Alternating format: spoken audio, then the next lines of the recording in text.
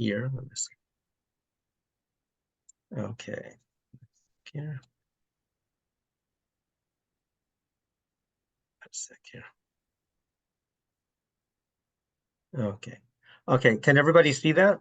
Thumbs up if you can see it. Okay, good. All right. Okay. So the first thing about steering basics is the question of who should be a steersperson and whether you personally want to be a steersperson. And then there's also the circumstances in which you want to be, or you can steer, or you might want to steer or be pulled in to steer by the people at your club or your program or your other paddlers. There's a lot of responsibility associated with steering.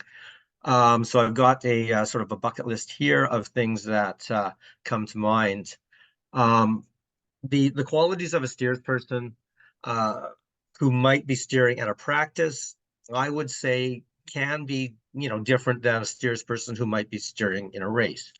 If you're steering in a race, you need to be a lot more attentive. You need to be typically you'd need to be a stronger paddler because your race crew doesn't necessarily want to haul you around if you're just sitting there back as dead weight, just poking and introducing drag. Whereas at practice, any outrigger program that I know of loves having additional steers because it basically means that you'll never cancel a practice because you don't have enough steers, or send people home because you don't have enough steers. Okay, so qualities of a steer.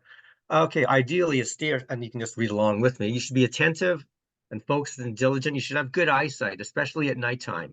Like in Vancouver here, we paddle in Falls Creek, and you cannot see buoys, you cannot see dark sailboats, anything. And it's helpful to get assistance from your stroke people, if there's a dark boat ahead of you. You need to be aware of your surroundings. You need to control the canoe and be aware of wind, waves, tides, currents, buoys, and boat traffic. You need to look behind you for boat traffic, especially during practices.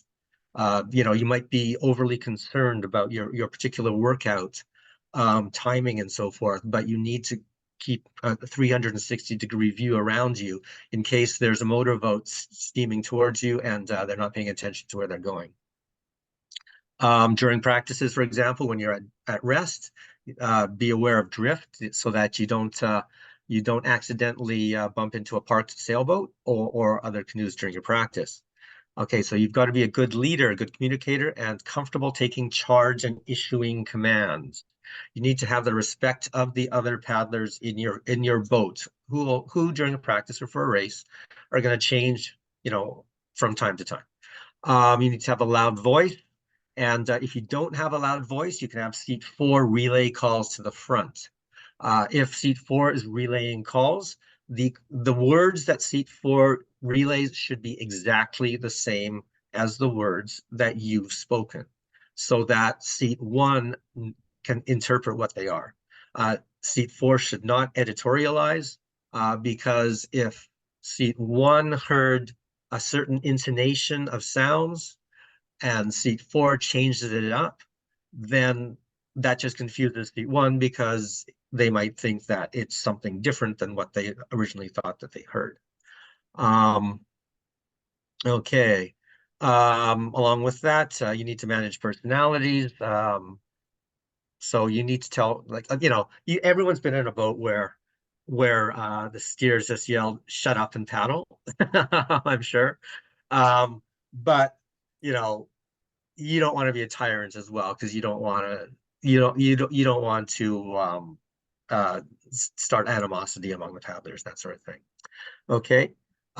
You should feed information to the crew to eliminate distractions. Like I coach the race development novice paddlers at Falls Creek, and because a lot of them are new, they will tell the steer about everything within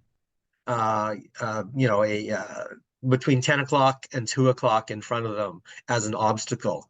So if you as steer sort of nips that early and say, "I see the log, I see the buoy," especially at nighttime in Falls Creek, if you say, "I see the buoy," then they won't be concerned about, "Oh, does he see the buoy?" And get kind of stressed out about that, and then If they get distracted, they'll ease up on their power, and it's not good for their workout. Okay, you need to be an experienced paddler with good judgment.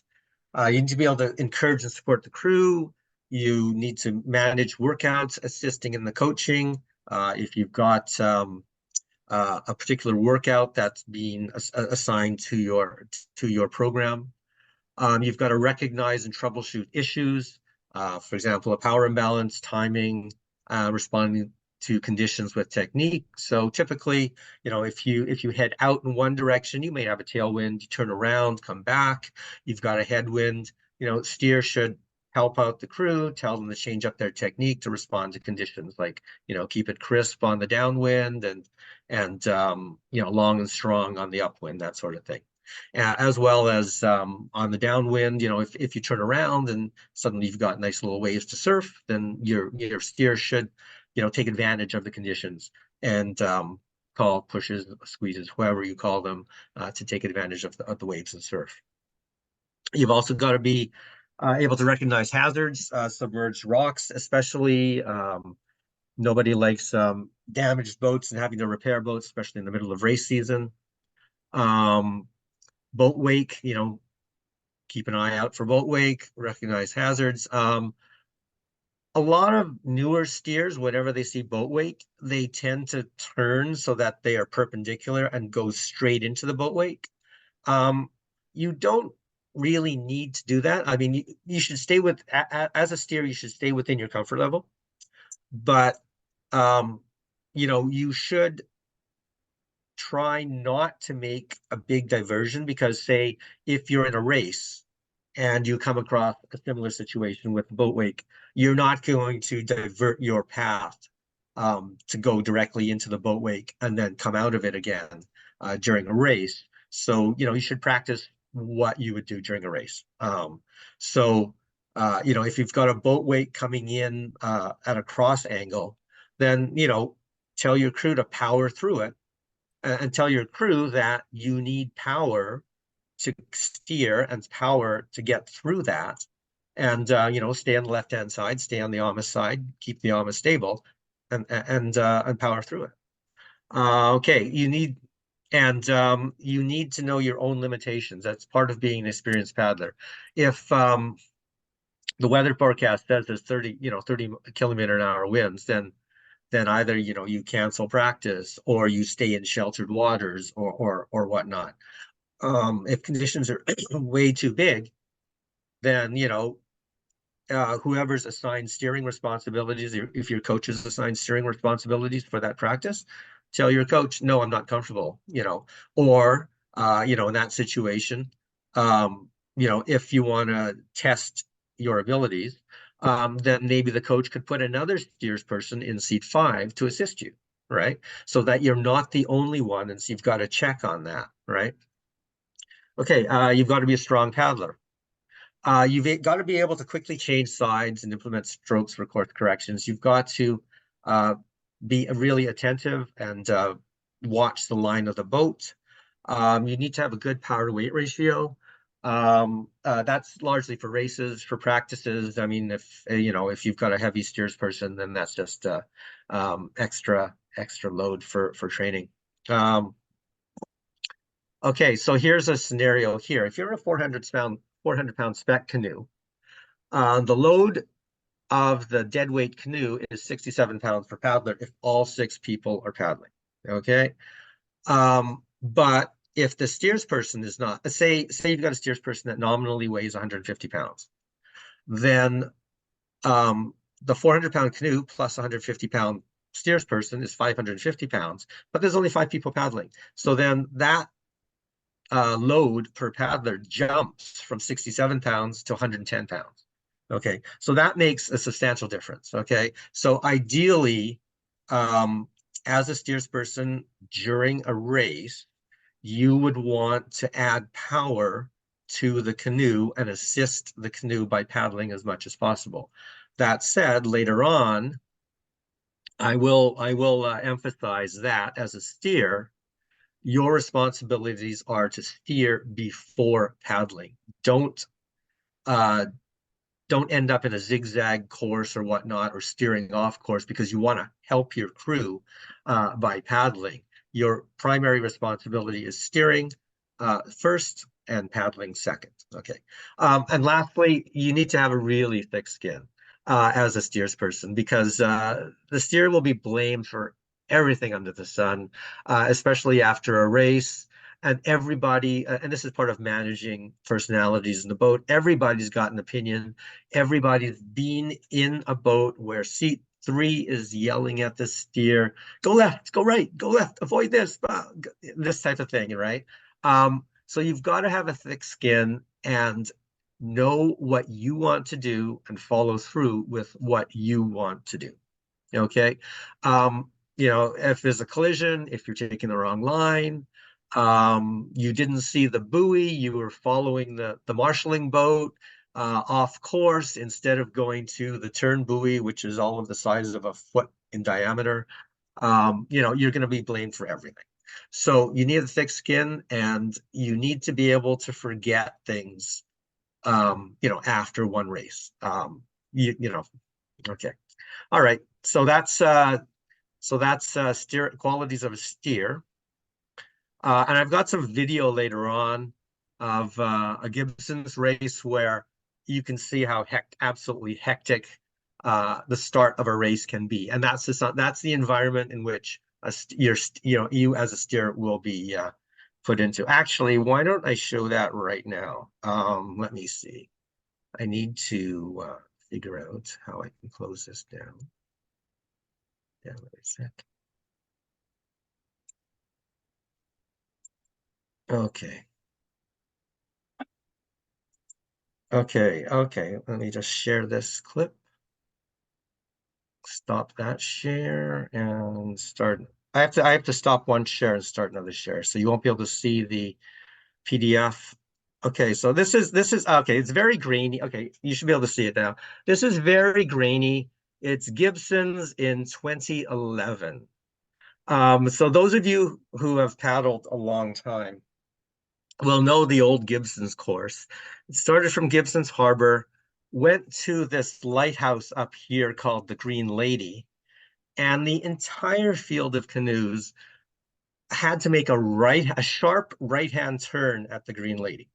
So here, this is the fourth men's cruise, so we're not crazy fast. You'll see other boats pass us around, and we're on the start line in the middle. We've got boats on the left and boats on the right. You can't necessarily see them. And then halfway through this video, you'll see a blue Bradley comes screaming across. That was a canoe borrowed by a Northern California crew from VOS. And our AMA goes up on their stroke person. And this is like one of the reasons why you've got the huli cord, not necessarily because of the water conditions, but because your AMA may get sort of not really airborne, but lifted up during a start sequence. So here we go. I'll just play this just to. So this is the start, and you'll see everybody go crazy.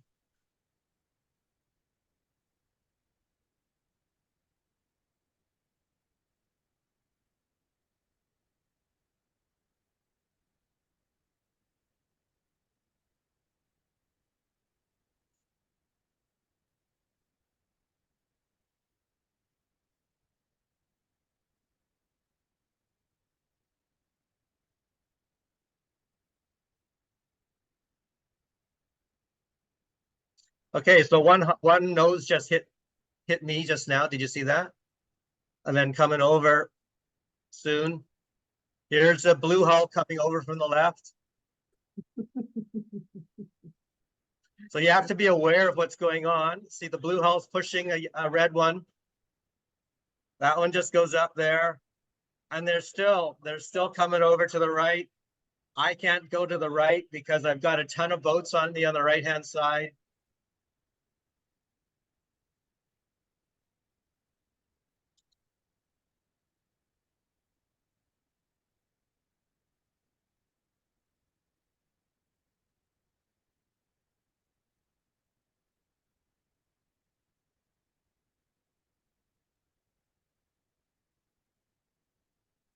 It looks like it's frozen, Ron.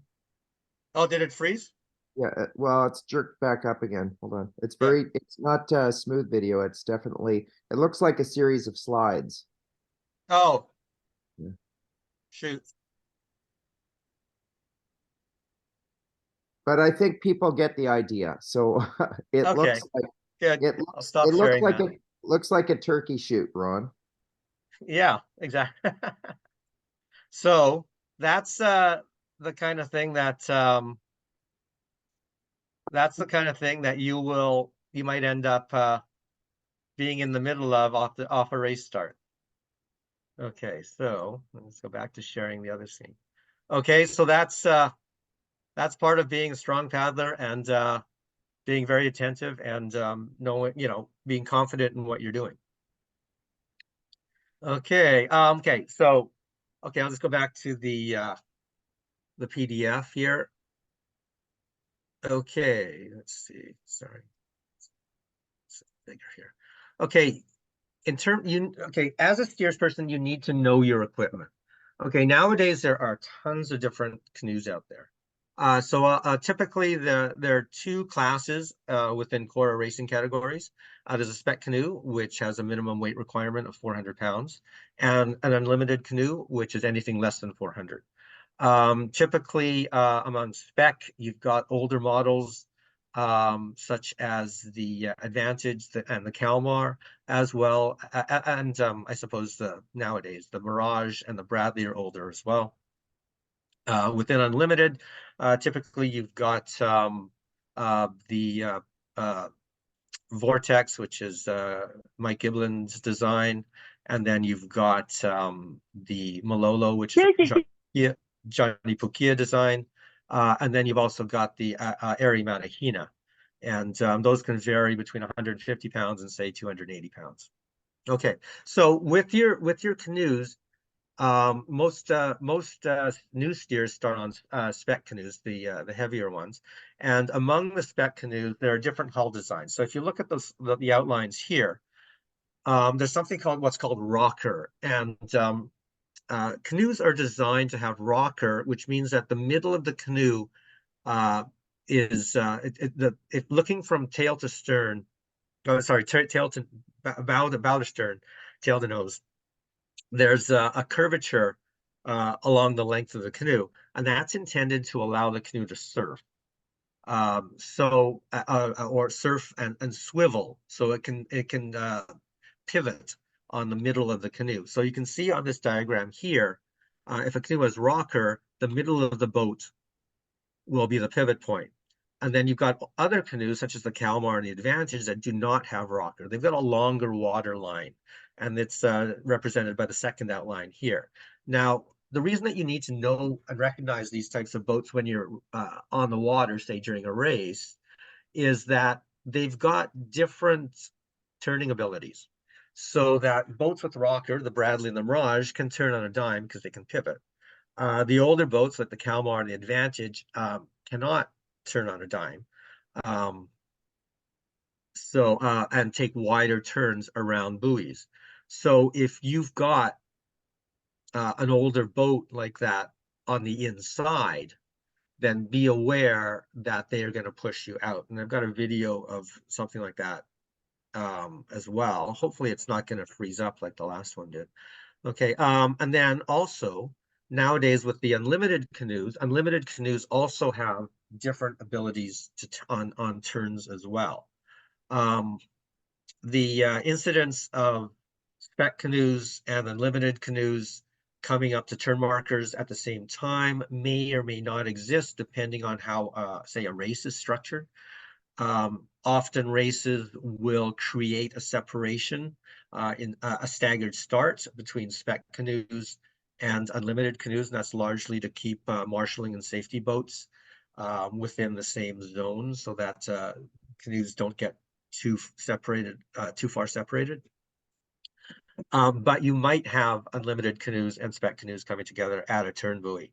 Unlimited canoes typically have a V-shaped keel, so that prevents them from spinning and turning as easily as the canoes with rocker, because the spec canoes with rocker have flat floors, and those are designed to assist in the turns.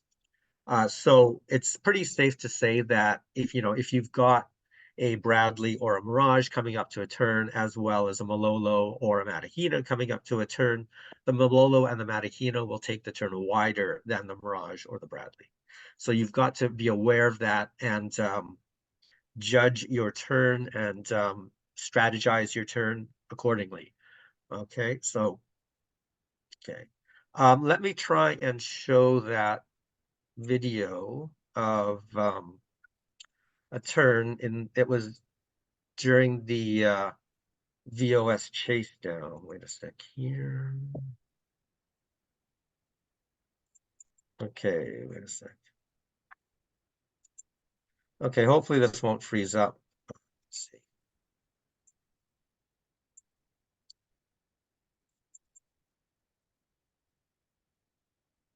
Okay, on this, okay, if you call the VOS chase down format, faster boats this is the second lap, so faster boats will be passing the slower boats who are approaching a turn.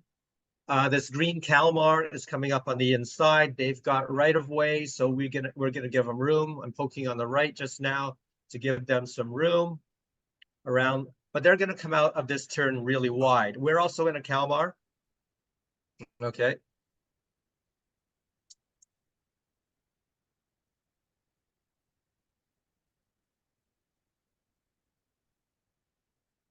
But we've given them enough room. But you can tell coming out of the turn that they took it wide, because if you look to the far left, there's a Mirage coming around the turn much tighter.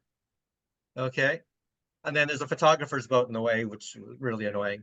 But that's a scenario where, with the CORA turn rule, you've got to give room, and then you know that recognizing it's a Kalmar, that they're going to take it wide. Okay. So let me just stop sharing that.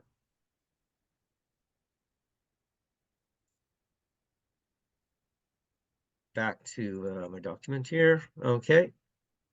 So that's one thing is that, and that comes with experience as well. You need to know when you're on the race course, you need to recognize the canoes and you know how they're going to behave. Another example is last year at Penticton Duel in the Desert, we were racing, our mixed crew was racing off with Lotus, and we were in the Malolo and they were in the Matahina. The Matahina took turns much wider all the time. Typically at each turn, we caught up to them by cutting in, and then they would always take off again, and then we'd catch up and then cut in again at each turn. So that was a very fun race. Okay, so going on from equipment, the steering paddle. Steering paddles differ from regular paddles because it's stronger and sturdier. It's set at a shallower angle and it's got a larger surface area. Okay, so I'm just going to stop the share. So, and I'm actually going to show you the steering blade here. A sec here. Yes. I'm going to switch cameras here for a sec. Okay, so wait a sec here. Okay, so I'm going to show you, try to show you something here. Okay, so I've got a couple of steering blades here. And this one here is a Kilo biscuit. It's got dihedral on the back. So if you look at the back of the blade, wait a second here. Okay, if you look right here at the yeah, right there. At where it joins in at the shaft, it's got a bump. So when it comes along the side of the hull, like wait a second. Let me see here. I'm not sure if you can actually see this here. Wait a minute. I am trying to get the camera to work. Wait a second. Okay, here. So you can tell, well, you might be able to tell, that when it's up against a straight surface like the hull of the canoe, there is a space. Wait a sec here. Wait a minute. Can you see a space there? So you can see that when it's up against a straight edge, it's going. Wait a sec here. Wait a sec. Okay, there we go. You can see that when it's up against the straight edge, it's automatically at an angle because of that dihedral. Now, if you look at a different paddle, this one here, this one's a Kaiko'o Aku. It's got a flat edge, flat back, and it doesn't have the wait a sec. Sorry, I'm just trying to get this. Okay, wait a sec. Okay, there we go. Okay, it doesn't have the dihedral, so when it's up against the hull of the boat, it's flat. So that would have less effect, and you might have to twist it by turning the paddle in order to get the same dihedral effect. Okay, let's switch cameras back.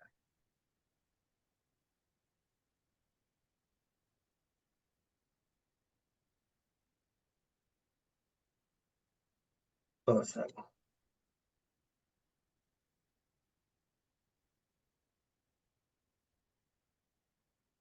Okay, so that's one thing. So if you're out and interested in buying a steering paddle, you need to be able to recognize which model you're more familiar with or you're more comfortable with. When there's dihedral, the paddle will more readily suction to the hull of the boat, because when it's placed along the hull of the boat, it's automatically at that angle, which means that the water will be pushing against it and pushing it into the hull, so that it'll suction to the hull more readily than one with a flat back on it, where you may actually have to angle it.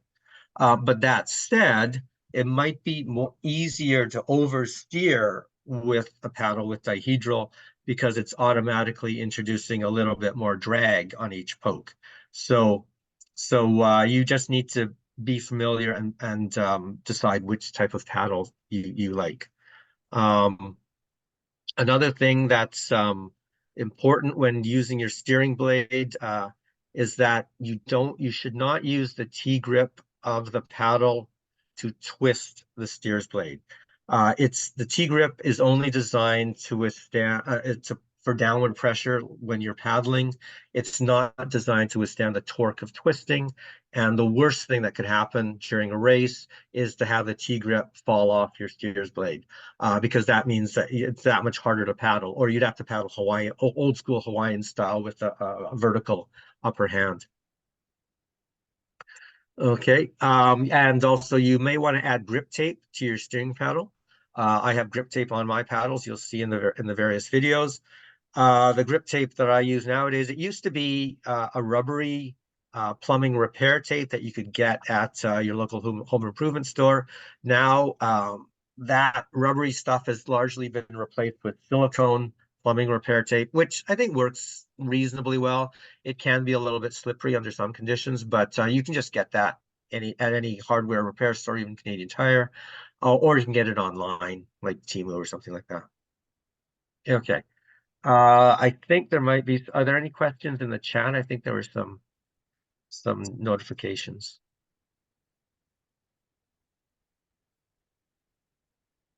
Wait a second. Ron, there was just a comment about what about Fodes, and Fodes, I responded in text, are great paddles. They're just the same, basically the same shape as a biscuit, Kealoha biscuit, but they're more robust. They're just a heavier dutier paddle for bigger water. You can trust that the paddle's not going to break, the shaft won't break, the blade won't break. And that, let me just comment quickly, Ron, that's Kealohas have been in the business forever. Oh yeah. And, they know what they're doing. They're built in Washington State now by Werner Paddles, but there are some fancy paddles are great for paddling, but some of the newer fancier paddles for steering, it's like you can't always depend on them to last, and they may the prettier they are, the more cautious you should be about taking them into race situations. And I say that from experience and the experience of other sterns. So Right. Ron, do you want to comment on that? Okay. Yeah, the Fodes, I've never actually used a Fode. It's a larger blade than the biscuit. Just to note that the Fode like you said, is for big water, and the 40 does not have dihedral. So the difference between the biscuit and the 40 is that the 40 does not have dihedral. But it is big and tough, and it's not going to Yeah. break. Oh yeah, that's right. Absolutely, absolutely. Yeah. The biscuit's a fantastic paddle for anyone starting off, beginning. And Yeah. Kilo makes another one that I use on a daily basis called the Haviki, and it looks like a great big Canadian beaver tail. And Kealoha makes them. They're robust. They're kind of like a cross between a Fody and a biscuit in terms of strength. And Okay. they are a paddler's steering blade. They are beautiful to paddle with. They don't look like they are, but they are, and they're built tough because Kealoha knows Yeah. that you don't want to have your steering blade malfunction or break on you in the middle of a race or a practice. Yeah. And during any kind of a really big water race, you would have a spare steering blade on your canoe or at your feet as well. That's a typical standard practice for most big water races. Um, for calmer races, you might tie a spare blade to the rear accu. Um, but for big water races, ideally you'd want it at your feet because the time it takes for somebody in seat 5 to untie or unwrap a spare steers blade from the rear accu and get it back to you might, in that time period, your boat may have spun out and hoolied or something in that time. So ideally you'd want it at your feet in case you drop your blade or your paddle cracks or something like that. Okay. Okay, on to the technical aspects of steering. And I'm still sharing the screen, so that's good. Okay, steering overview. Okay, the primary goal of steering is you want to control this. This is my view. You want to control the spin of the canoe while minimizing drag. Okay, you are not ruddering. As a steer, your steer's blade, your paddle is not in the water all the time. It's not like a dragon boat steering oar where it's always in the water, and it's not behind you. One of the CORA board directors goes kind of apoplectic whenever she sees people ruddering behind them. I'm not going to mention who that is. Anyways, okay, so now when you control the spin of the canoe, and I say the spin of the canoe because, and that's mostly with the spec canoes because they've got rocker and the unlimiteds have the keel, so the unlimited canoes tend to track straighter. But the spec canoes, and those are the canoes that most newer steers will be learning to steer in, they will spin often uncontrollably due to forces acting on the canoe. Okay, so forces. So you want to control the canoe relative to all the forces that are acting on it. And you've got internal forces and external forces, okay? And the canoe will track the straight line if those forces are equal on both sides. Now, because of the asymmetry in the design of the canoe, i.e. there's an AMA on the left-hand side, you're automatically going to veer to the left side. So there are a number of things that you can do to counteract that, include and it's not that you'll always be poking on the right, causing the boat to go to the right-hand side to counteract that. The way that the boat is rigged, you can have the AMA lighter, not dragging in the water as much. So there are ways to do that that aren't necessarily steering remedies. Okay, so external forces, the obvious things, wind and waves and currents. When going into a headwind, the canoe will weather vane.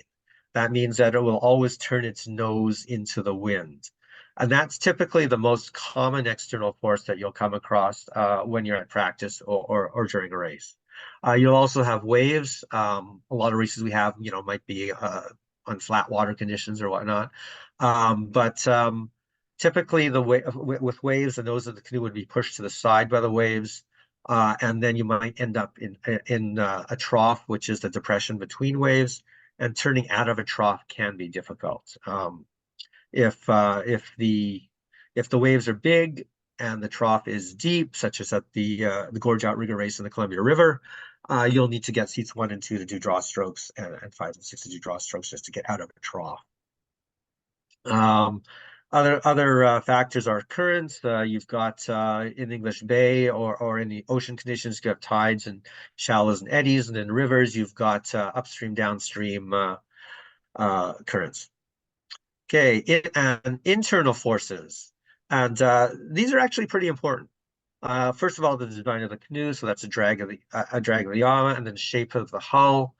Shape of the hull affecting how it spins. So the spec canoes with rocker will spin really effectively. The unlimited canoes with the V-shaped hull will track straighter and will be harder to turn.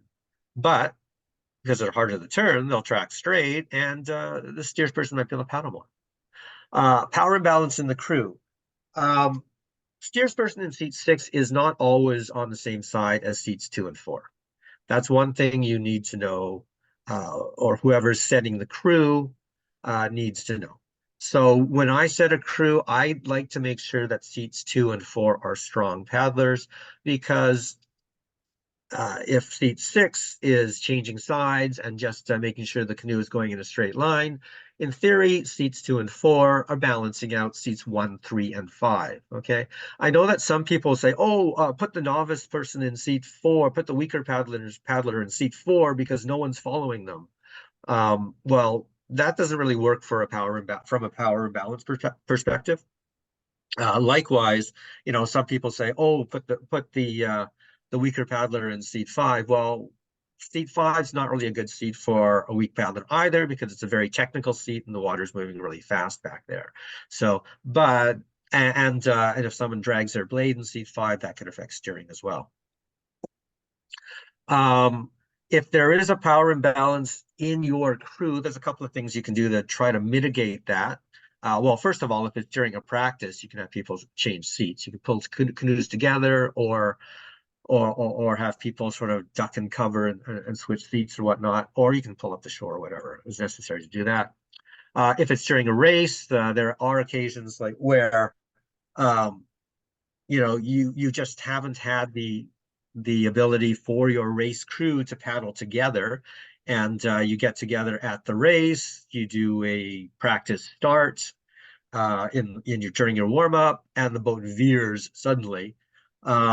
You can have them switch seats just before if there's time, or if there isn't enough time, you can have people paddle in pods. There's one race where, partway through the race, instead of 1, 3, 5 on one side and 2, 4 on the other side, I had seats 1 and 2 on one side and seats 3 and 4 on the other side for the entire race, and they switch. Just continue, the same as they would on the hut hose. 1 and 2 go over to one side, and 3 and 4 go over to the other side, and that balanced things out. So, that's one of the things as a steer, you've got to recognize if there's a power imbalance during the race, like, and you can tell if there's a power imbalance during the race that it's not an external factor. It's not the wind, it's not the waves, because on every hut ho, the boat veers left. And then on the next hut ho, the boat veers right. Then it veers left, and then it veers right. And that is really, it's annoying for the steersperson, but it also takes the steersperson out of paddling, right? So the more you've got a balanced crew, the better, because that means that chances are your steersperson can paddle. Okay, another thing that influences the canoe is actions by the paddlers at the ends of the canoe. Seats 1 and 2, if they flare out their paddles, they can spin the canoe. And this is largely with the spec canoes that have a lot of rocker. Likewise, seat 5, if they drag their blades, they can end up steering the canoe if they flare out their blades instead of pulling straight back along the gunnel. And this is okay. And the last thing affecting the direction of the boat is this is where you come in as steer. You are going to introduce drag on one side or the other with the primary stroke called the poke, or you can add power to one side by regular paddling, or you can pull or push the rear of the canoe to one side using draw strokes or pry strokes. Or you can introduce drag by ruddering. I'm not a fan of ruddering myself. More of a traditionalist.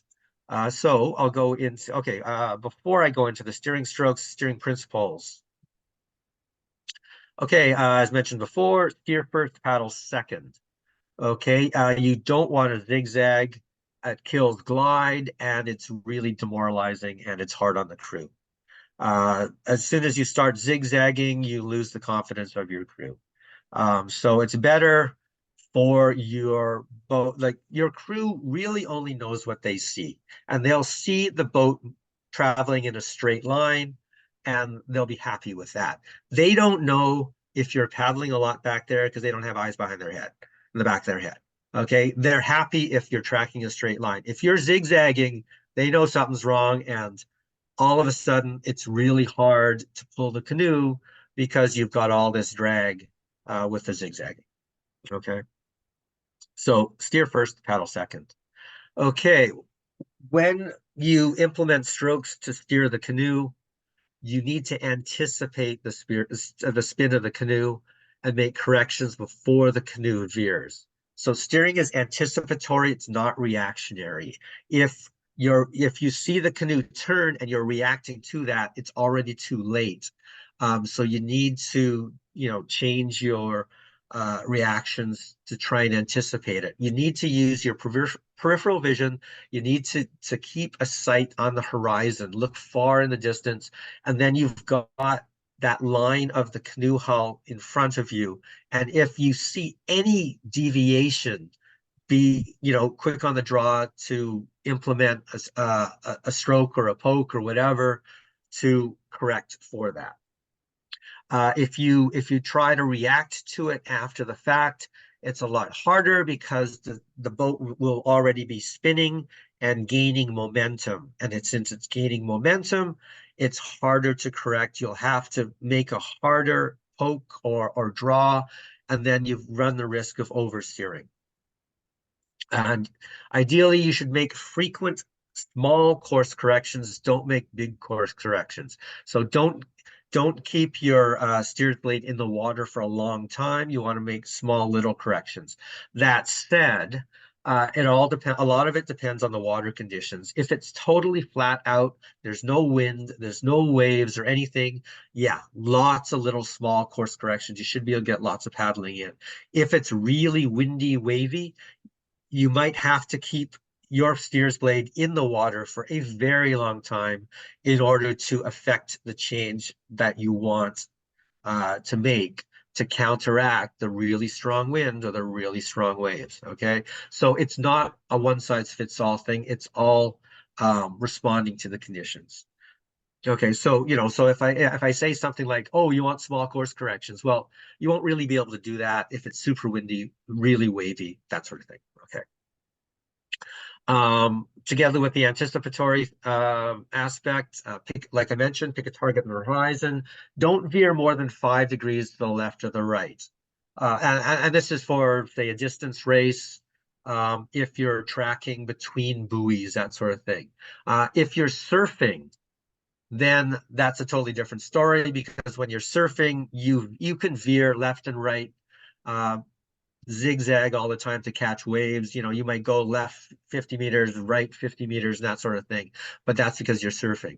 If you're on a flat water course or just regular waves, and you're not necessarily surfing or going into a headwind or whatever, don't veer more than 5 degrees left or right, because it becomes hard on the crew. Okay, so when tracking that line, say you're heading to a buoy turn during a race, you want to account for all the external factors. So if you're sighting a buoy on the horizon, but there's a strong wind coming for one side, you know that the canoe will weather vane. So you want to aim for a spot that isn't at the buoy, but it's to the side of the buoy, accounting for how the canoe will react to that weather vaning. So, because if you always aimed for the buoy, but the wind is weather vaning you to one side all the time, you'll be correcting and correcting and correcting all the time. But if you angle the canoe to aim for a different point, that takes into account that the canoe will weather vane, then you won't have to adjust as much and you can get more paddling in. Okay.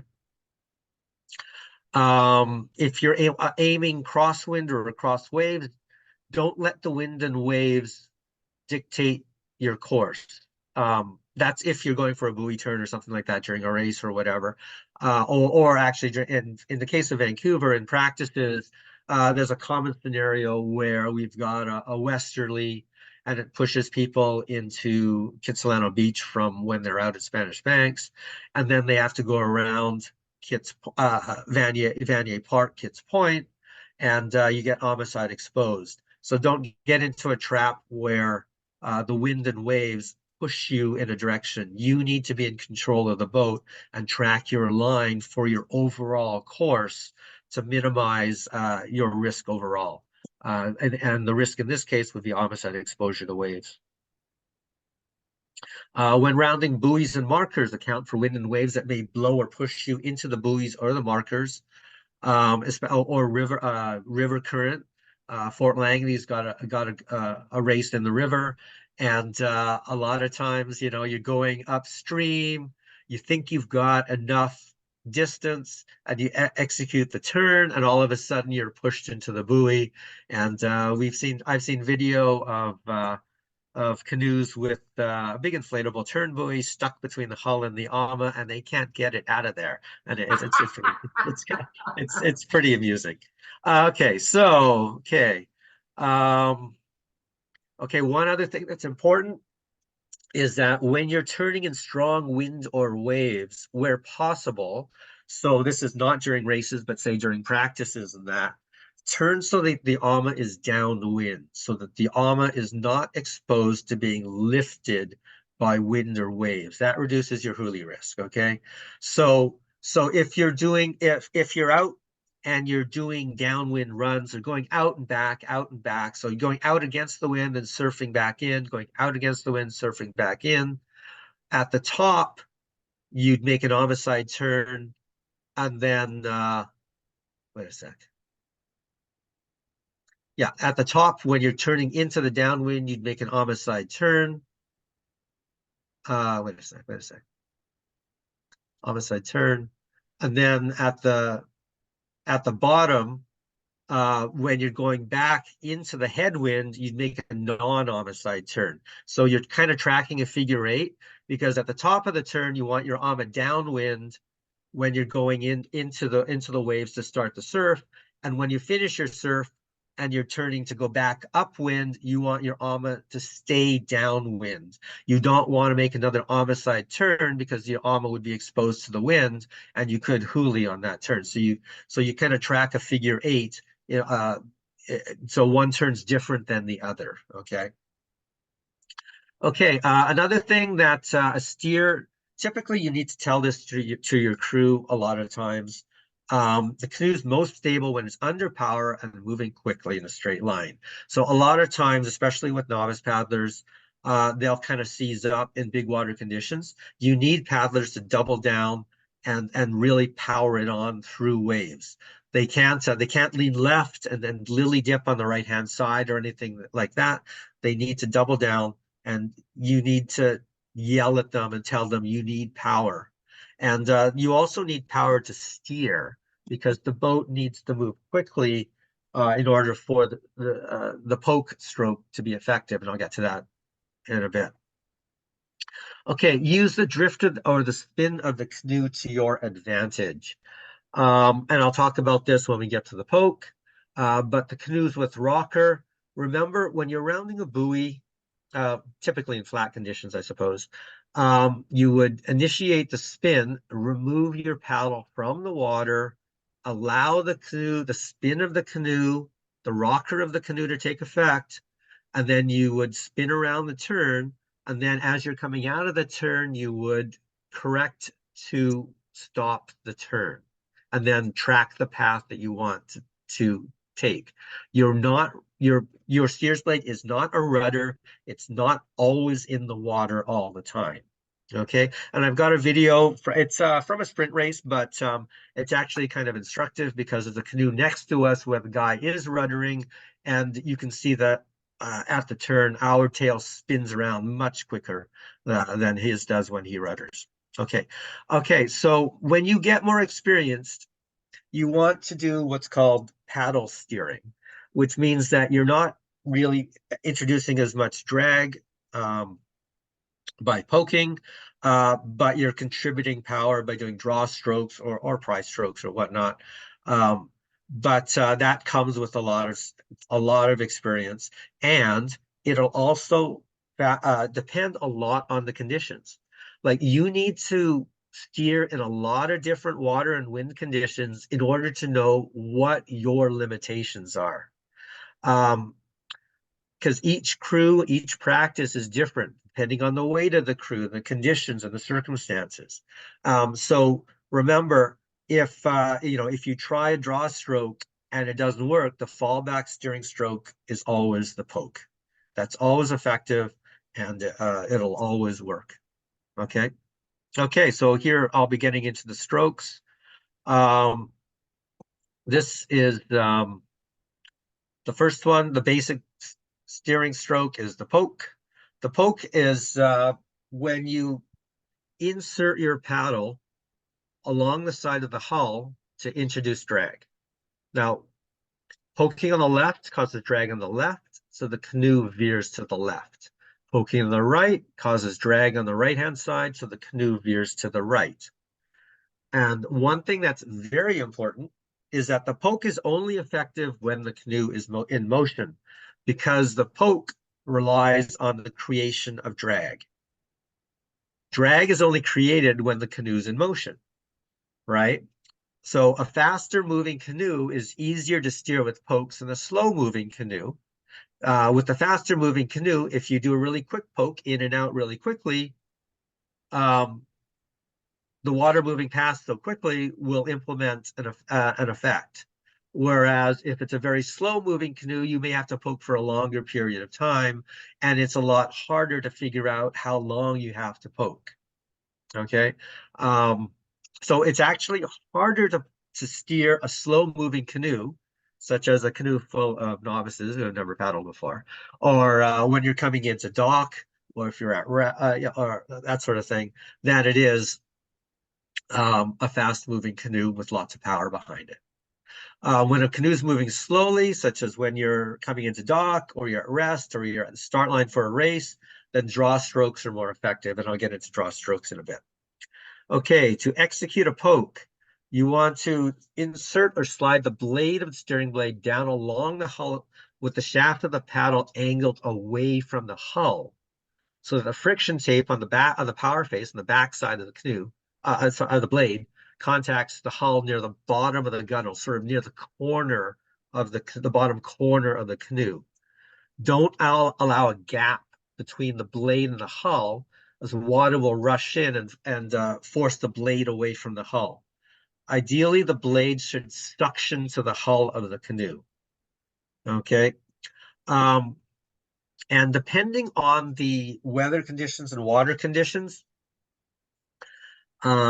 like in totally calm conditions, you'll be able to hold the paddle in place with one hand, even with a thumbless grip, just one finger. The blade will suction to the hull, whether it's a steering blade with dihedral or one without dihedral, it should suction to the hull.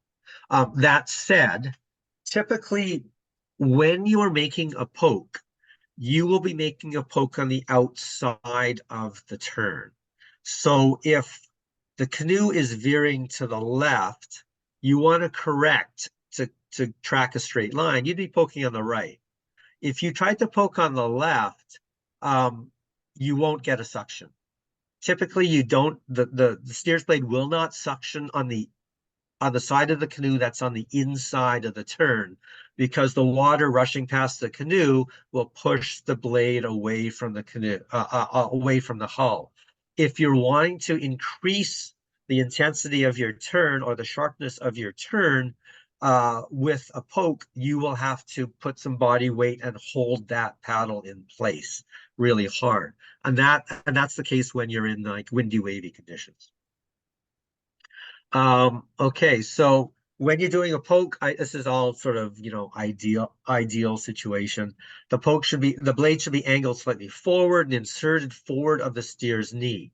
Now, the reason that I've always been told that it's more effective when the blade is angled forward, and you poke up front. The secondary, or I personally think it's the main reason that I always poke at my knee, is because when I then go to take a paddling stroke, it's in the same place as where I plant my blade on the catch for when I'm paddling.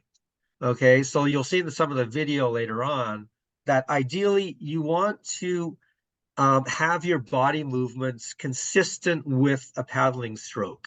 And so if you're paddling and your catch sort of just in front of your knee, then that's where you should poke. Because if you're going through the movements of paddling, and then you've got your head up looking at the horizon and whatnot, you see that the boat's veering slightly, you suddenly change into a poke, and you poke just where you would have inserted your blade for the catch on a paddling stroke. And so you've got that same sort of movement rhythm going. So it's in rhythm with the crew, you're rotating and hinging down and so forth with the crew, and that's what you should be doing as a steer as well. Okay, and that's good to learn from the outset, so that when you do get into more paddle steering, it becomes natural to you. Okay. Okay. Okay. I've got a little note here that you can just read this at your leisure, I suppose. But when you switch sides for a poke, it's kind of personal as to what you do, because I'm right-handed. And so I will hold the steer's blade in my right hand and keep it there and cross over my body and poke on the left using my right hand, and then switch hands after it's inserted in the water. I feel more comfortable that way because I'm right-handed. And then when I switch from left to right to do a poke on the right hand side, I don't do that. I actually switch the paddle to my right hand and then poke. It's all kind of personal. It's whatever you can do to get to implement the stroke fastest. And I find doing the crossbody poke on the left works fastest for me. It's that because response time is very important. Okay, the depth of a poke will change the effect. A deeper poke will have more effect. A shallower poke will have less effect. Okay, a deeper poke means that the steer's blade will extend well beyond the floor of the boat under the boat, so well past the draft of the boat. And you need to have a really deep poke and get your body weight onto it in really windy, wavy conditions. Like, for example, the old gorge race course used to have an upwind turn at a piling called Gold Dust Rock. And you had to get your entire body weight onto that steer's blade for that and get it really deep in order to counteract the wind and waves there. Okay, if you pull the shaft of the paddle towards the gunnel with gentle pressure and a pry, you'll increase the effectiveness of the stroke. So you can see that in this little diagram I have here. Okay, so the poke. So that's the flat part of the paddle contacting the hull, sort of near the corner of the boat right there. If you look at most of your spec canoes, you'll see a wear spot sort of around seat 6, and that's what's happening there is that everyone's steer's blade is contacting the hull at that spot down there. You're not going to be able to suction your steer's blade to the hull if the shaft of your paddle is vertical. Because if you look at the ones marked poor placement here, these are more vertical. You've got gaps between the blade and the hull, in both cases, and water will rush in there and you won't be able to hold that steer's blade in place. You'll see on the videos, like if you have to use a lot of effort to hold the steers blade in place in calm conditions, then you're introducing too much drag, and something's wrong. So you just need to try and refine your technique to get that blade to suction to the hull on its own. Okay, and then as I mentioned, a poke with a pry. The arrow here denotes where you would apply pressure to bring that in, and that's effective in creating more drag. Be aware, though, that a poke with pry on the right-hand side of the boat will lift the AMA, so it creates a hoolie risk. Okay, so you have to be very gentle with that when you're doing that, especially on the right-hand side. Okay. As mentioned before, small course corrections. Okay. Okay, when exiting your paddle, do not lift it straight out. Flick your wrist back so that the blade exits to the rear as if you're exiting for a regular stroke.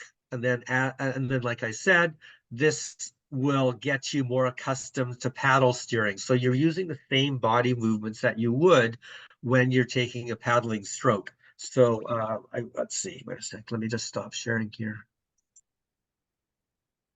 Okay, so so if you're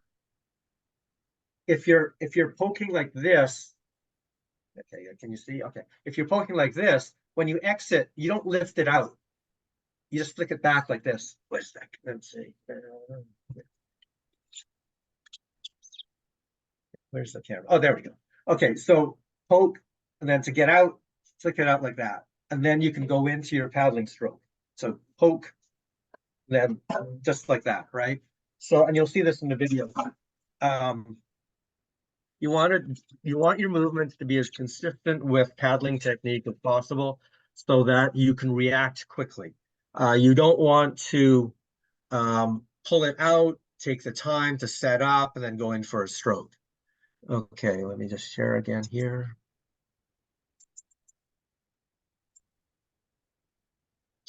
Okay, okay, so as I mentioned, if you've got really extreme conditions or you're making a really sharp turn, you'll need to poke closer into your body and get some body weight onto that blade on a really hard poke.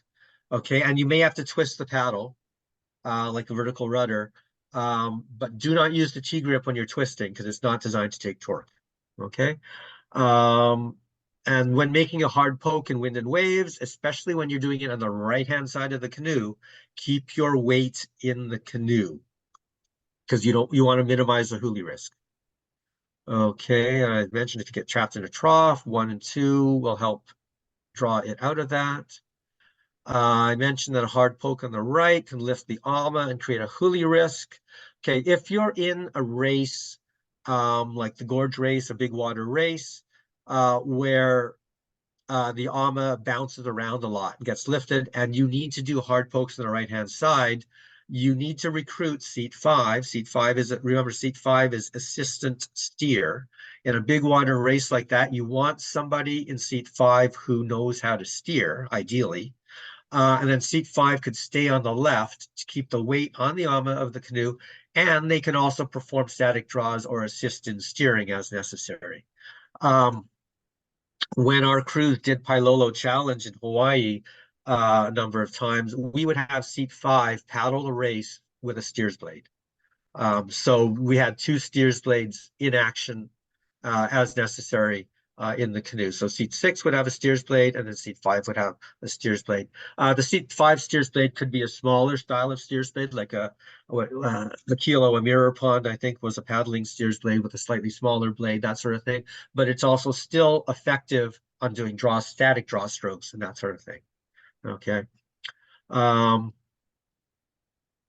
Okay, I sort of mentioned this before. If you're in flat, moderate conditions, use the spin of the boat to your advantage. So perform a hard poke, twist, and then exit your blade from the water, and the canoe will spin faster after you remove your paddle from the water. And then you can go to the other side. You can either paddle on the right hand side, or you can do draw strokes on the right hand side. And then when you're coming out of the turn, you'd poke to stop the spin.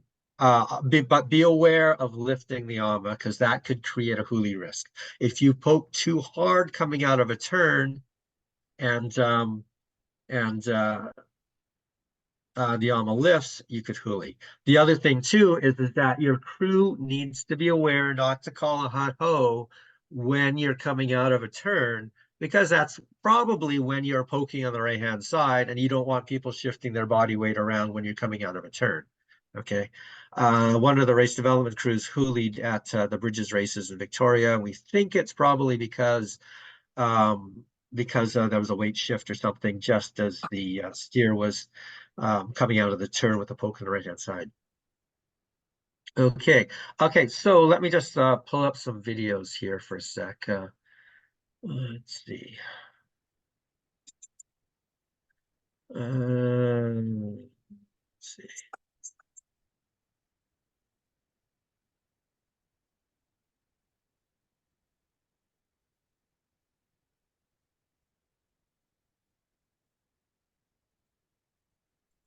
Okay, this one here, this isn't CORA sprints, but this shows you what happens when you take your paddle out of the water and allow the spin of the boat to take effect. Okay, so I'll just give kind of a running commentary. Okay, so well, one thing to recognize or realize is that during a sprint race, and these are Bradley canoes, so they will spin, not like Marahinas.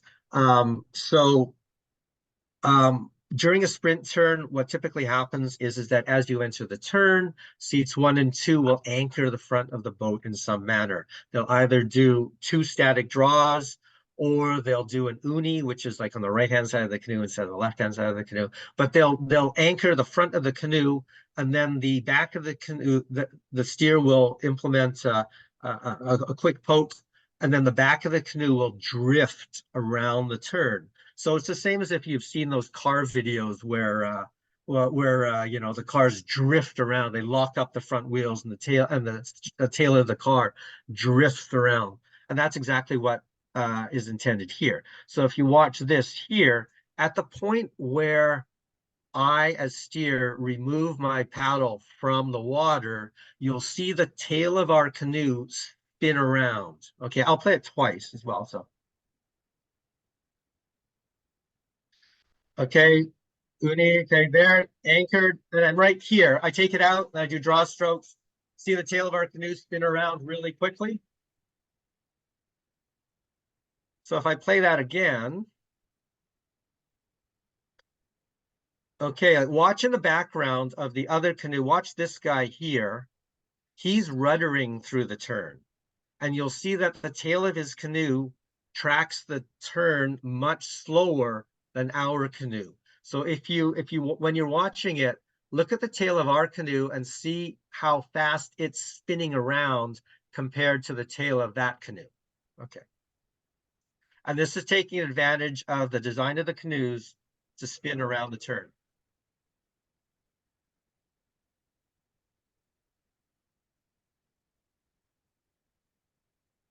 See right there? And so we're already out of the turn and they're still in the turn. Right? So that's, so you don't want to be ruddering. You don't want to keep your paddle in the water. You take your paddle out and you're releasing the hull. And in that case, I like to do draw strokes on the right-hand side. It's better than price. I think it's better than price strokes, because price strokes tend to keep your paddle in the water longer and creates more drag or resistance. Okay, so let me show you another.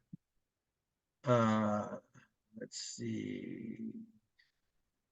A sec here.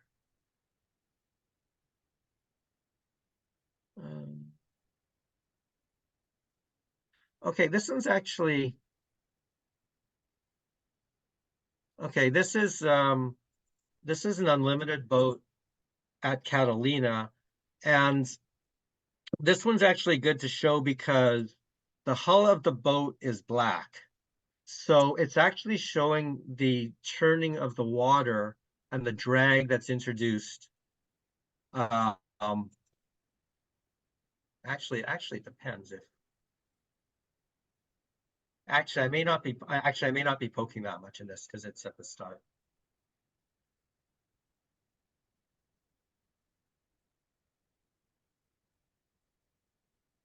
I'm not sure if I'm actually, yeah, okay, there. So you can see the white water whenever I poke. You can see the drag that's created there, right? Like if it's a white hull boat, you won't see that as easily.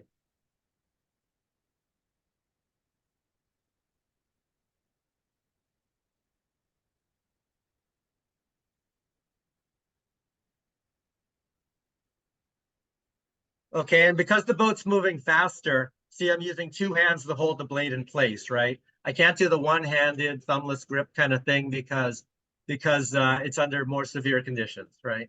So, you know, it depends on the conditions on how you hold the paddle. See, I'm holding two hands. I need to hold it in place. Okay.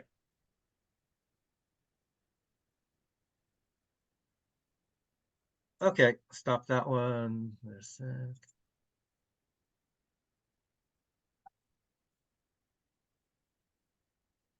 and then let's see. Ron, let me just point out while you're configuring, you We're saw running.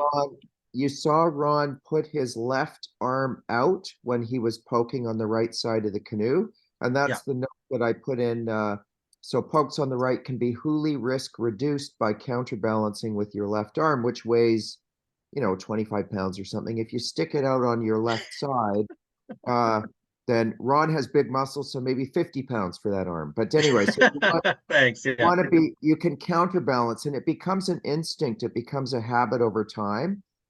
It's only safe to do that if you're comfortable poking with one hand, or if the conditions permit you to poke with one hand. So he Yeah. was poking with two hands on the one side and then one hand on the opposite side, and using his left hand to reduce the risk of a light AMA.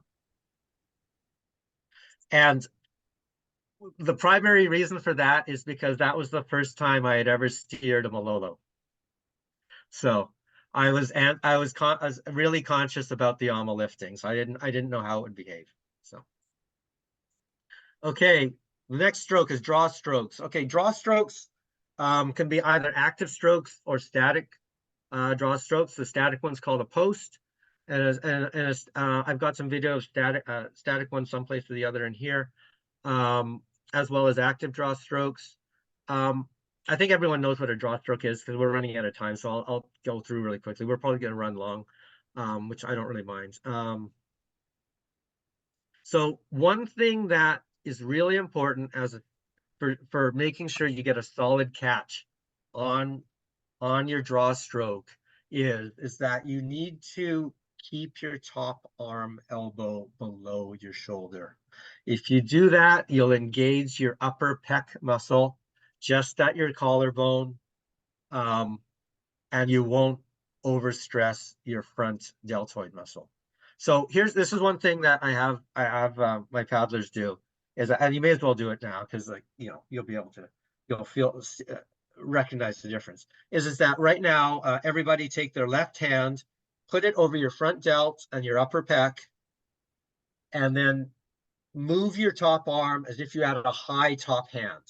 Okay, where do you feel the muscle contract? Right? You'd feel that in your front delt, right? Now, change it up so that your top arm, your elbow is below your shoulder, and then keep that hand over your pec and your delt. Where do you feel the muscle contract? You feel engagement of your pec, right? And then if you keep pressed down on the draw stroke, you'll feel that contraction in your pec. When you feel that contraction in your pec, then you know that you've loaded up, you've anchored your paddle in the water with that draw stroke. And when you're doing that draw stroke, you need to do it hip to catch. So you anchor your blade, then use your core to pull your hip and the gunnel and the canoe to where you've anchored your blade in the water. Okay, that's really important. You're not using your arms through the water. You're not using momentum to plant the blade and move water under the canoe. You're anchoring your blade and pulling your hip to where you've caught, hip to catch.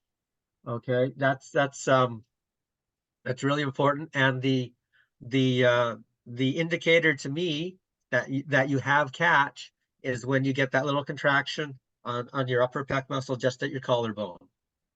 Yeah, and the way that you do that is you keep your elbow below your shoulder. Okay. Okay, a sec. Okay, when you're doing draw strokes, you're pulling the rear of the canoe and the weight of its occupants to one side, towards your paddle.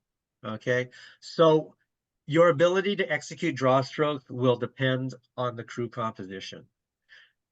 You don't want to have, if you're a steers person that will be doing a lot of draw strokes, you don't want a heavy person in seat 5 because you'll be hauling that person's body weight over every time. And you'll instantly know whether or not your draw stroke's effective with the people that, the person that's in seat 5. Ideally seat 5 should be a lighter person. Typically that's the case because it's a narrower seat anyways, but just in case, someone's put a heavy person in seat 5, whoever's doing the crew roster needs to recognize that.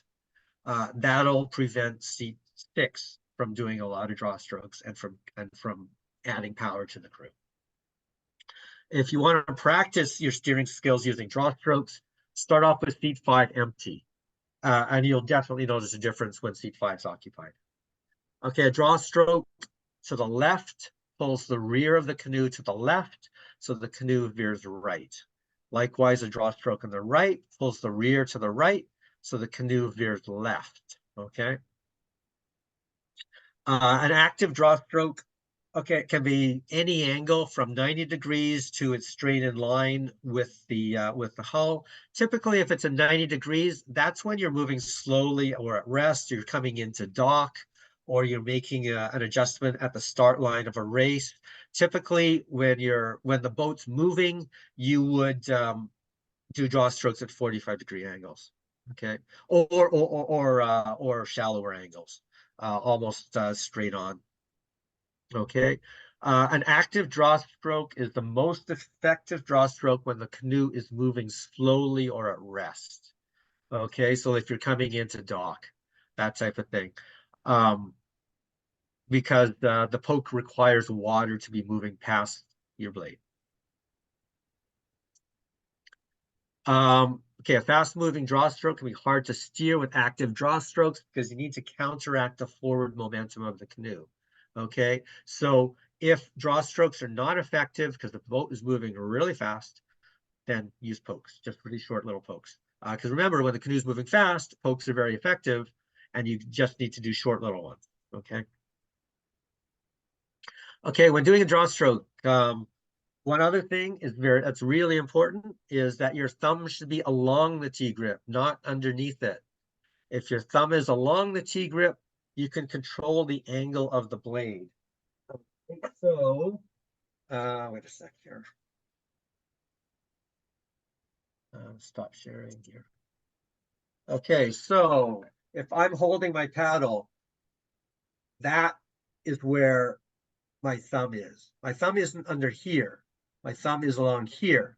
And that allows me to twist, or not necessarily twist, but stabilize the T-grip like that, right? So if I'm doing a draw stroke, the paddle will want to twist, but you can use your thumb to stabilize it. And then that thumb needs to be along the T-grip, not underneath it, in order to get to stabilize it. Okay, back to the. Okay. Keep the top, as mentioned, keep your top arm elbow below your shoulder. That'll recruit your upper pectoral muscle and reduce stress on your front deltoid. That's my experience. So in a way, this is like bro science. But that's my experience. Okay. Okay. Bottom arm elbow can still be bent. Keep your paddle side hip up against the gunnel and it's hip to catch. You're pulling it using your core, pulling the hip to the to the paddle that's buried in the water. Okay. Okay, when executing a draw stroke on the right-hand side of the canoe, the non-homicide, don't overreach. Keep your body weight in the canoe to reduce huli risk. Okay. And this is just an illustration of dock movements here. Okay, I'll just show some video again. Wait a minute here, find it. Okay, this was during a race development practice where it's a Matahina, so it tracks straight, so you can actually paddle a lot with draw strokes. And you'll see here, okay, so you'll see here that when I do draw strokes on the Ama side of the canoe, I go further out than when I do draw strokes on the non-Ama side of the canoe. You'll also see that I vary the angle of the draw strokes depending on what the canoe is doing. In this particular case here, you'll also see me a bit later on do a hard poke on the Ama side, because we're circling around to meet up with an OC2 to keep boats together during practice. Okay, so I'll just play this here. Okay, so there's a poke. See that's the thumbless grip.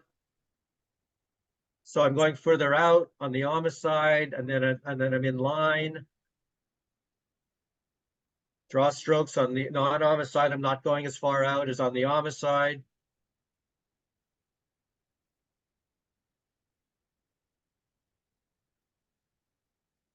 There's the poke. See, and I tend to stretch my fingers during a poke because you don't want your forearms to seize up. You don't want to have a death grip when you're doing the poke. There's the hard poke right there, implementing a turn, then doing draw strokes on the outside of the turn. And this is a really wide turn because we're just circling around to meet up with an OC2 that's further back. In terms of leg position, you can see now with the sun coming out, I tend to, when I paddle, I have one leg in front of the other, and I maintain that while I'm steering. So I'll switch legs, but sometimes I'll keep the legs. Sometimes if I'm paddling on the if I'm paddling on the Ama side, I'll still have my right leg forward if I'm doing a draw stroke. So that allows me to extend further out. Okay, there's the poke. See, it's just suctioning to the hull. You don't even have to hold it in place very much. Flat water conditions, right? So Yeah, you're not introducing a Ron, lot of drag. I was just gonna say to people that that sort of hipster hand holding effect is great in flat water, but don't let that. Ron would not be doing that in big complex water conditions. And that's the next video coming up. Okay, so the next video coming up is, if I can get rid of this one. Okay, the next video coming up is at the gorge. And this is the same canoe. Wait a sec here. Okay, wait a sec here. Let me share. Ron, there's a question from one paddler from Tammy about what steering blade was that in the flat water that was my Kaiko'o Aku. Okay. That's the one I like to use. Okay, got it. Okay, so this is the same canoe. It's an Ari Matahina as the last video, and it's a gorge outrigger race, and it's big water like Eric was mentioning, and there's no way I'm using the open palm grip, and you can tell. See, I've got two hands on it. I've got body weight on it. Okay, I've got the one-handed on the non-Ama side, but I would be holding it much tighter, right?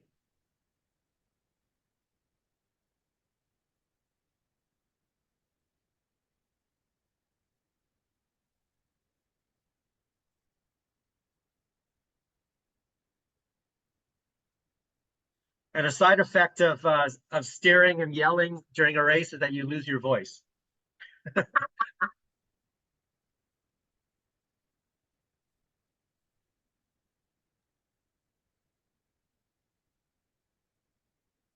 You can also, let me just observe here that Sure. Ron in seat 6 is canting his body on a side out of instinct, which is something that we steers people do in more complex conditions. But that is not the job of the other paddlers. So the other Yeah. paddlers, their body weight is centered in the canoe, and Ron by instinct is canting his body to the side of the ama, which is a steering instinct, but that's not what the other paddlers should be doing. They should be maintaining their center of gravity in the canoe. And actually, in this particular case, like at the Gorge this year, because that was a race development crew, that was their first time at the Gorge. I did tell certain paddlers, don't stay centered, don't lean.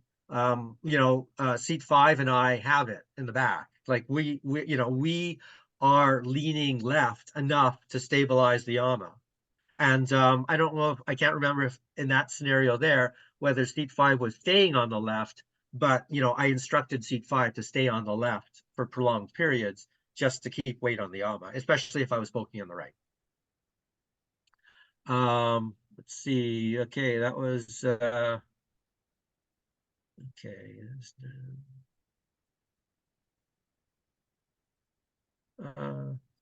And just because of the nice scenery, I'll play the Nepali challenge video. This one's actually cool because it's a change. It's a seat change with Eddie Boulding. Okay, so this is Nepali challenge in Kauai. This is a full crew change on 6 people changing out. We're in a Bradley canoe. So even though it's kind of big water, there's one-handed pokes. I just get holding it two hands, depending on how hard I have to poke.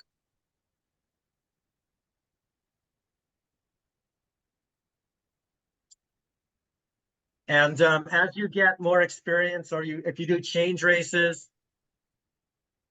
with the spec canoes, your steer will go on to what's called seat 7, which is the rear bulkhead during a steer's change. For the unlimiteds, the ultralights, there is no seat 7. You would slip off the canoe. So you'll see here I'm going up on the seat 7, and he's coming in. I'm putting the blade in. Once I know she's in, then I exit the canoe. And that way, you've always got a steersperson on the canoe.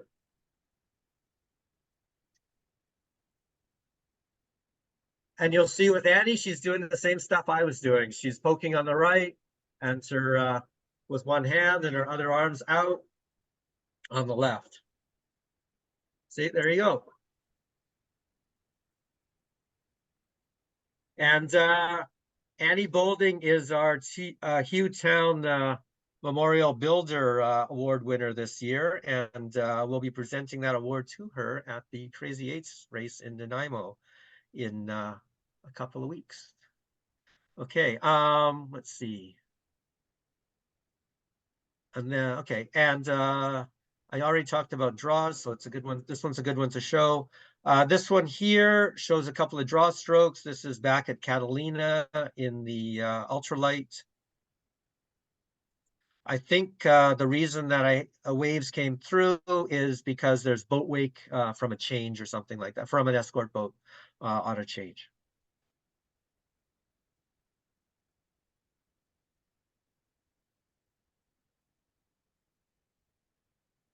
So I'm using a kilo of biscuit on this one.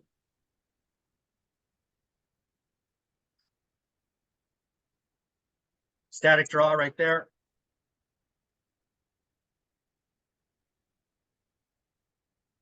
This big wave coming through. I don't know what that was in the water. Static draw again.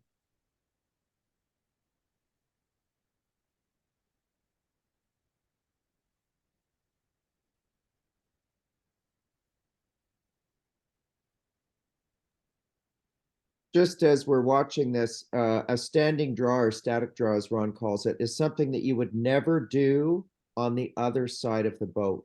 You would only ever do this on the side. Just fair warning. That's right, because you can always poke. You can always poke on the right-hand side, on the left-hand side. So The main reason that you do a static draw on the AMA side is to avoid doing a poke on the right-hand side. When you do a poke on the right-hand side, it creates an AMA risk. And this is the first time that I had steered a Malolo, an ultralight. So I did not want to poke on the right very much. A standing draw compresses the AMA if it's on the right side, but as Ron and I have both stressed, if you try that on the right side of the canoe, you're pretty much guaranteed a hoolie. You're pretty much guaranteed you're going to flip right away. Okay, that one clips done that. Okay. Okay, I'll just go back to the PDF. Wait a minute here. Okay, I won't bother leaving the doc stuff. Price stroke. Price stroke, it's for a steers person, a price stroke is more sort of a flaring out at the back of your stroke, is my experience. I don't know if Eric has had a different experience, but for a price stroke, for a steers person and outrigger, do not allow the shaft of your paddle to contact the gunnel of the canoe and lever off of it, because that's just a recipe for breaking your paddle. Okay. So what it is that instead of drawing the tail of the canoe to one side, you're pushing the tail of the canoe to the side. Okay, so a price stroke on the left pushes the rear of the canoe to the right, so the canoe veers to the left. Price stroke on the right pushes the rear to the left, so the canoe veers to the right. Okay, it's more of a flared exit. And in my experience, this is really only effective if you're in flat water and you've got, say, a light breeze. You're heading into a headwind that's a light breeze, and the canoe's veering a lot to one side. This pulls the tail of the canoe over just enough that you can track a straight line to counteract that light breeze. Okay. Yeah, I do mention here that the form of pry can be incorporated into a poke. That's just moving the shaft in, being aware that there's a hoolie risk. Okay. Let's see. Okay. Then the other two strokes are the regular paddling stroke, and that's adding power to one side to even out power left and right.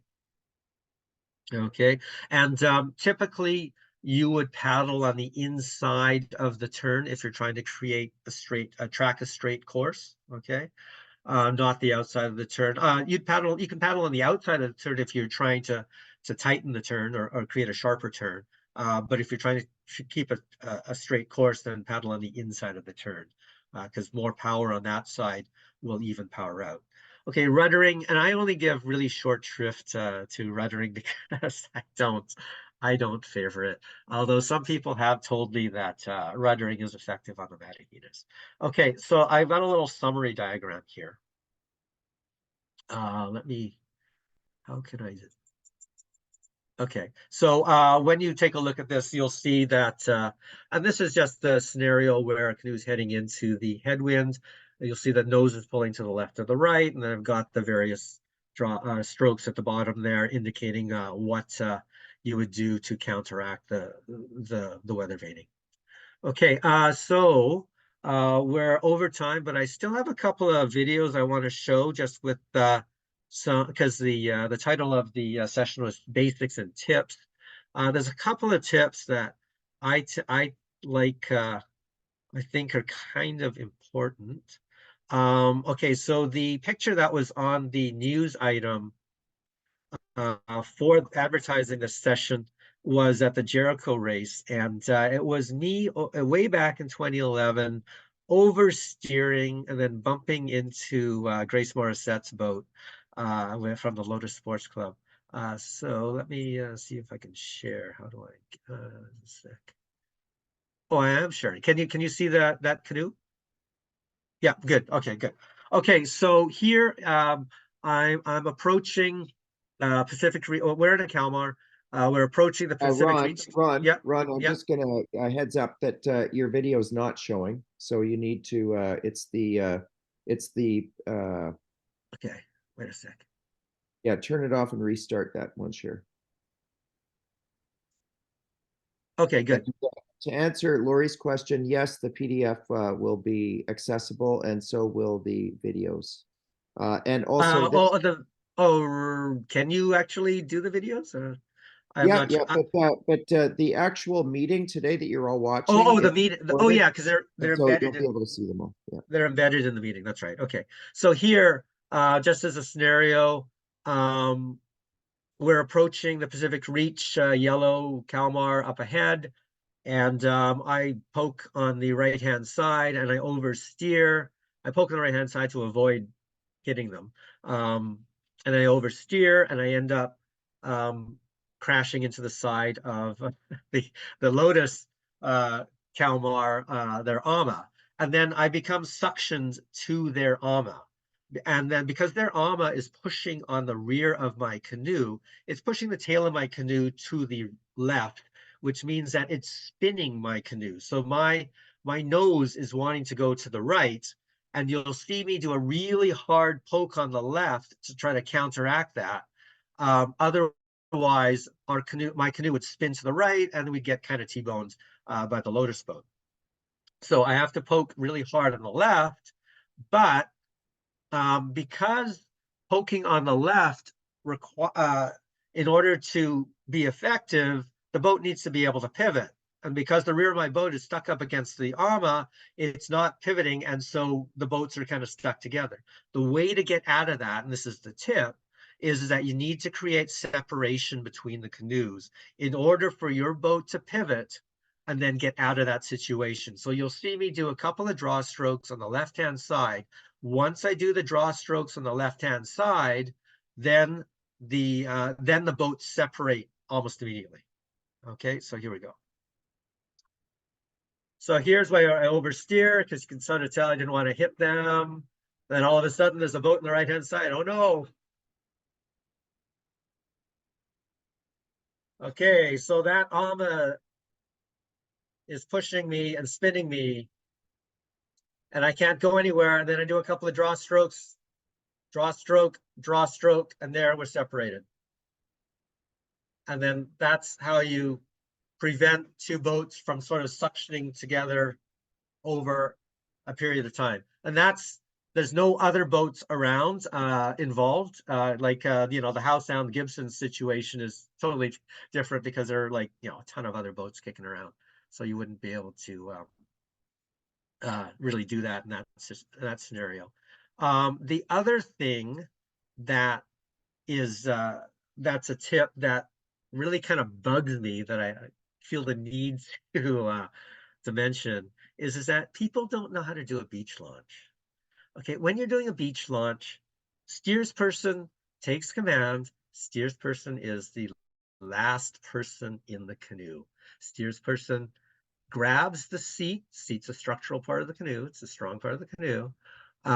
Pushes the canoe well, first of all, everybody gets into the canoe. So depending on where it is, you can turn the canoe sideways. Everyone gets in on the side. When people get in, they should sit on the gunnel, then swing both their legs in. You don't want people having 1 foot in the canoe and 1 foot in the sand at the same time, because if a wave comes in, the canoe will push them over. If they're sitting on the gunnel, then swing their legs in. If a wave comes in, then they move with the canoe because they're sitting on the canoe. And I say that I really stress this because at Jericho Iron a couple of years ago, race development, we had one of our paddlers get knocked over by a canoe pushed by a wave, and she ended up breaking her toe. And she didn't realize she had broken her toe until after the race. So ideally you want to sit on the opposite side of the canoe and then swing your boats in. Sometimes, depending if it's really deep, like at Jericho or something, you might have to have the non-ama side of the canoe towards shore. If you have people getting in the non-ama side, just make sure somebody's holding down the ama, or you may point it straight out and have people climb over the seats to get out to seat 1 or whatnot.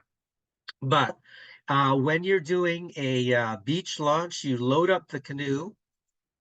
You load up the canoe first, and Then the steer person walks the tail of the canoe around, pushes the canoe into deeper water, so your paddlers are in a sufficient depth of canoe, I'm sorry, a depth of water to paddle. And then the steer jumps in on the side, sits on the gunnel right there, and you're in. And that's your beach launch right there. I can't tell you how many times I've seen canoes at this Vanier boat launch sitting there with 6 paddlers in there, sideways to shore, in 6 inches of water, trying to move away from the beach. It's absolutely ridiculous. Anyways, okay, so that's that one. I've got another one too, because this year, Island Iron, the Island Iron OC6 race is in Victoria. Victoria's race is at Cadborough Bay, and they have a beach start. So it's pretty much the same situation. All the paddlers are in the canoe, and you can see here, Cindy Wright's holding up the yellow flag right there, and I'll start it. She'll go the red flag, then green. And then this is the beach start at Island Iron. And I'm assuming that they're going to do that this year because it's at Cadborough Bay. And the reason that the Unlimited isn't going is because it's a staggered start, specs first, Unlimited's later. So that's the beach start. And don't slip on your seat like I did there.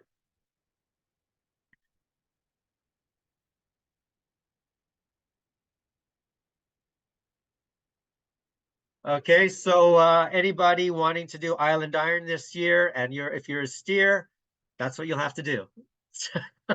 So you might want to practice that beforehand. Okay, and I think I've covered off all of the clips I wanted to. Yeah. Beach lunch. Yep, I think I've covered off all the clips. Okay, so have we got any questions? Wait a sec here. Let me. I can't figure out where the messages are. I think, Ron, I think we've pretty much covered off all of them, but if anyone has additional questions, you can enter them now. And you can also email us after the fact and after reviewing the proceedings from this meeting, which will be available on the CORA website in a couple of days. You can share that with folks in your own clubs and teams and so on for reference. Okay, so I think that's about it for the presentation. So okay, recommended steering blade for a smaller person. That's just the length of the paddle. A steer's blade typically is 1 inch longer than your regular paddling paddle. So I paddle with a 49 and my steer's blades are 50s. And that just accounts for the longer length of the blade component. There are some newer steer's blades. There's a new Kealoha one that one of our race development paddlers has, and it's actually got a much longer blade. And I think he said that on that website, on the Kealoha website, there are special sizing considerations for that particular steer's blade versus the regular one. So the 1 inch rule doesn't apply in that case. But Yeah, typically, that's the Haviki, Ron. It's a much bigger blade face, longer. Yeah, it's really long. Yeah. Yeah, it's a fantastic blade, but just to reinforce your comment, the blade size isn't the issue for you. It would be the blade height. Sorry, the paddle length. Yeah. Because ideally, you typically need a standard size blade size to implement the pokes and so forth, like you would need to control the canoe. If you want a quick and dirty method for measuring paddle length for outrigger paddles, you can sit on a chair and put the blade of the paddle next to your hip so that it's on the chair, the butt of the chair with you, and extend your top arm And if your fingers can curl around the top of the blade, then that's roughly the right size for you, generally speaking.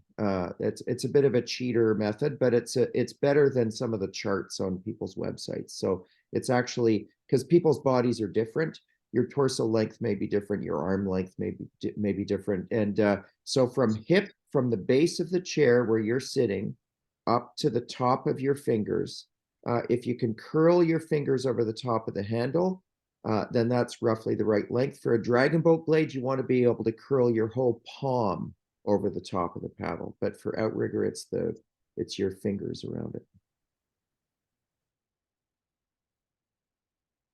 Okay, I'm just scrolling through the notes here. Okay, I think that's it. Okay, well, I guess that concludes the session today. Thanks very much, everybody. All right, everyone, stay warm, and we'll see you at the various races that are coming down the pipe over the next month or two. There's a And whole bunch of them coming up, yeah. Yeah, there are, and we'll see. The video will be available in a couple of days. And happy Sunday to everybody. And thank you, Ron, for a great presentation. And with that, I'm going to close the video for everybody. Bye, everybody.